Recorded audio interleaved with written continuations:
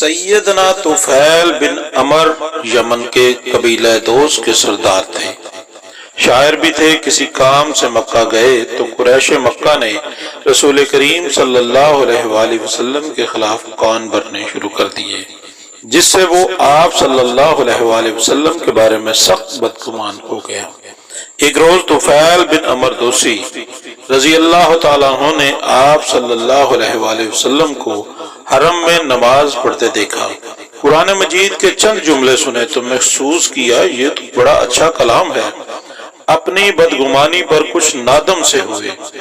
جب رسول کریم صلی اللہ علیہ وآلہ وسلم نماز سے فارغ ہو کر گھر چلے تو طفیل بھی آپ صلی اللہ علیہ وسلم کے پیچھے پیچھے ہو لیے۔ گھر پہنچ کر عرض کیا، میں فلاں فلاں قبیلے سے ہوں، قریش کے سرداروں کے کہنے پر آپ کے بارے میں سخت بدگمان تھا، حتیٰ کہ میں نے اپنے کانوں میں روئی ٹھونس لی تھی۔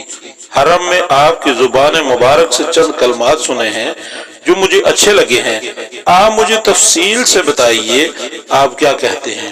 جواب میں نبی کریم صلی اللہ علیہ وآلہ وسلم نے سورہ اخلاص اور سورہ فلق کی تلاوت فرمائی۔ سیدنا طفیل بن عمر دوسی رضی اللہ تعالی عنہ نے اسی وقت بیعت کے لیے ہاتھ آگے بڑھا دیے اور کلمہ شہادت پڑھ کر دائرہ اسلام میں داخل ہو گئے۔ سبحان اللہ۔